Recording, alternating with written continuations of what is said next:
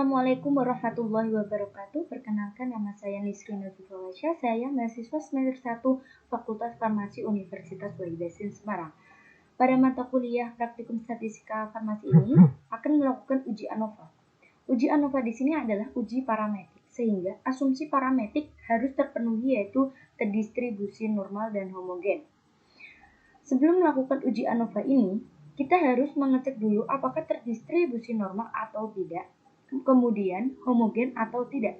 Kalau salah satu asumsi parameter tidak terpenuhi, jadi menggunakan non-parametrik.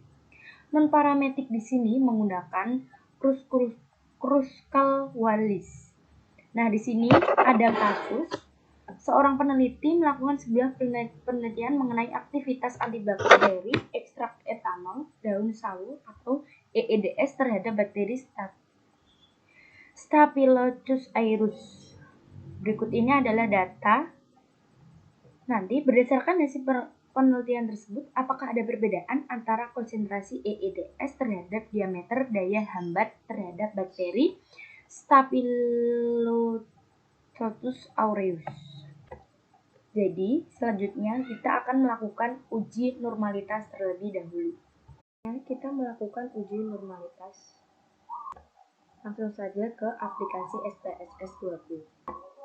Pada aplikasi SPSS 20, pada variabel view, nanti yang baris pertama, itu kita ketik E1, selanjutnya desimalnya itu 2, karena ada 2 di belakang koma, ada 2 angka di belakang koma, seperti ini, make sure-nya di scale semua. Baris kedua itu selanjutnya diketik E2, E3, E4, E5 sama labelnya nanti EEDS 30%, 40%, 50%, 60%, dan 70%. Setelah seperti ini, kita lanjut ke data view. Seperti ini. Pada kasus data di sini, nanti dimasukkan ke SPSS 20. Nah, seperti ini. Langsung saja cara untuk menguji uji normalitas. Kita klik analis, kita klik deskriptif statistik, kita klik explore. Nah, nanti seperti ini, nanti di sini ada ini, kita pindahkan ke dependent list. Yang display itu kita klik tool, pulse, langsung kita klik pulse. Nah, seperti ini, nanti yang box pulse-nya ini none. Jangan lupa ini ditentang, kita klik continue. Kalau udah semua, kita klik OK. Nah, nanti outputnya muncul seperti ini. Di sini sudah tertera signifikasinya itu lebih dari 0,05, yang berarti itu distribusinya terdistribusi normal.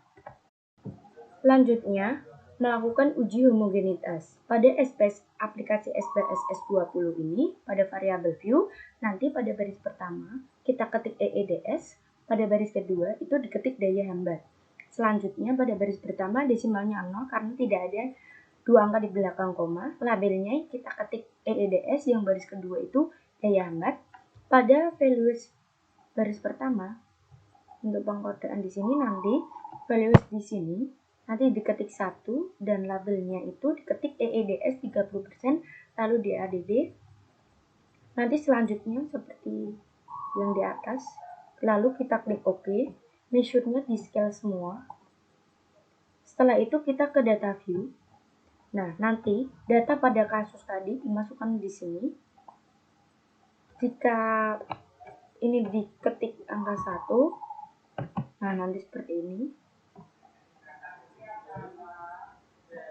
Setelah itu kita melakukan uji homogenitas. Caranya kita klik analis, kita klik deskriptif statistik, kita klik explore.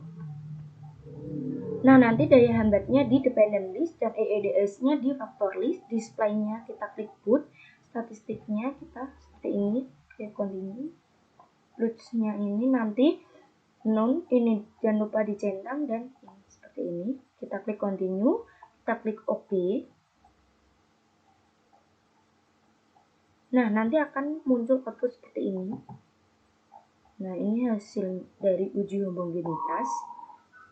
Ternyata di sini signifikasinya ada yang kurang dari 0,05 berarti itu tidak homogen.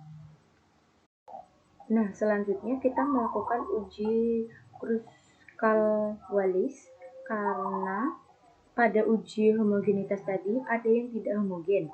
Uji Kruskal-Wallis adalah apabila asumsi parametrik pada uji ANOVA tidak memenuhi syarat, sehingga kita harus memilihkan uji non-parametrik. Uji non-parametrik ini yang kita gunakan adalah uji Kruskal-Wallis. Langsung saja kita ke aplikasi SPSS 20. Pada variabel view di sini, baris pertama itu kita ketik EEDS, yang kedua itu daya hambat. Labelnya nanti EEDS, yang kedua ini daya hambat. Pada value di sini nanti pengkodaannya seperti ini.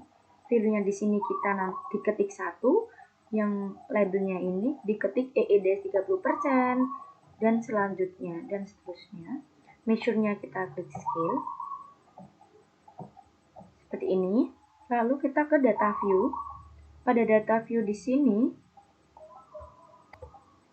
nanti dimasukkan data pada kasus. Misal kita ketik 1, nanti seperti ini, dan seterusnya.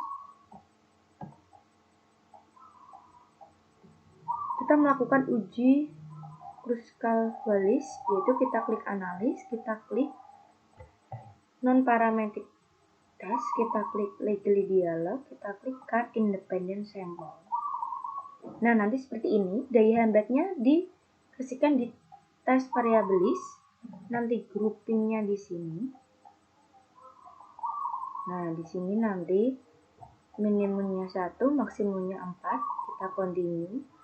Tes tipenya nanti, jangan lupa kita melakukan Kruskal-Wallis, kita centang, lalu kita klik OK.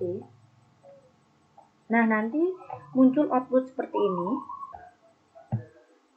Ternyata hasil dari uji Kruskal-Wallis signifikansinya 0,000 itu kurang dari 0,05, sehingga dapat dikatakan bahwa terdapat perbedaan yang signifikan antar variabel. Ya. Jadi, pada pertanyaan pada kasus, berdasarkan hasil penelitian tersebut, apakah ada perbedaan antara konsentrasi EEDS dan terhadap diameter daya hambat terhadap bakteri Staphylococcus aureus? Ternyata ada perbedaan, karena pada uji Kruskal-Wallis tadi, signifikasinya itu 0,000